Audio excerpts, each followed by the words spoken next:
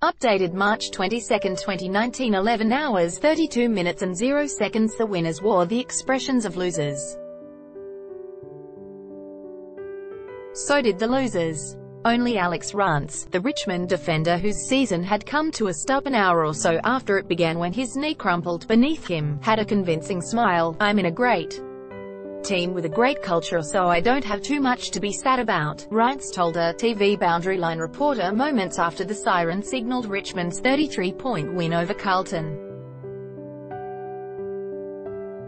The fact that Rance was on the boundary supporting his team, let alone sharing his thoughts with the TV interrogator, was poignant. "We have a tendency to catastrophize these moments, to lose all sense of reason." In the footballing context, Rance is the pillar of the flag favourites' defence. He is an incredibly strong, skillful and intuitive footballer who might be one of the few unlosable players in the competition. This was proven in 2017 when Rance was a linchpin of Richmond's premiership team, and again last season in a different way when Rance suffered a rare personal drubbing during the Tigers' demoralising defeat to Collingwood in the preliminary final. So the sight of the brilliant defender being helped from the ground had consequences beyond that of almost any player in the AFL. This was a potentially flag-defining moment. A footballing tragedy, disaster, catastrophe. In these moments we expect sportsmen to respond in the manner we prescribe. We need them to act out their personal trauma to validate our melodramatic script and assumed importance of the moment. Otherwise, sport becomes mere make-believe. And yet here was Rance on the boundary line encouraging his teammates with a smile on his face instead of seeking the sanctuary of the sheds. Here was Rance rising to his feet, crutch-assisted, after the final siren to cheer the winning team from the ground, still beaming. Here was Rance speaking in that friendly, measured tone to the boundary line reporter, having already been told the initial diagnosis was grim. Or at least grim, in the traditional way we have always considered a season-ending knee. No tears in his eyes, no lump in his throat. On a night when the AFL unveiled several rules changes, we had expected to see something different. We were promised players romping into space created by designated starting position, more technical infringements and even goalposts. Nico. But it turned out the most unusual moment was the sight of a brilliant footballer accepting, without a hint of self-pity or remorse, a diagnosis that has quite understandably crushed others.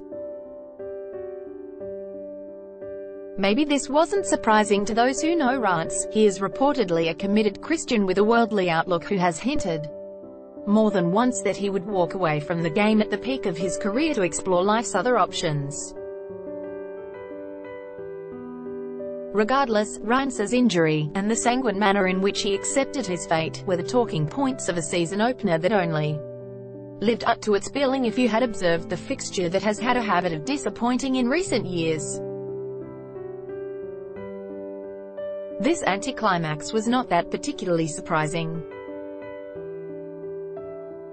Continuing to schedule the now impressive Richmond against the serially dismal Carlton has been like mixing a fine-aged scotch with dishwater and settling back to enjoy the perfect pre-dinner drink.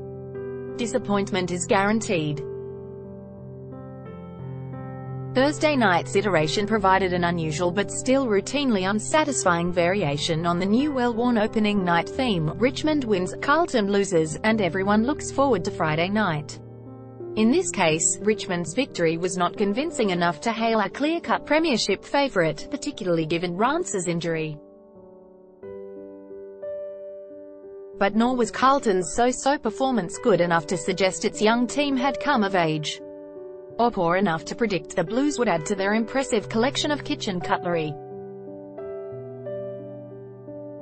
Instead, let's be brutally frank, or in the spirit of the week, at Brutal Frank.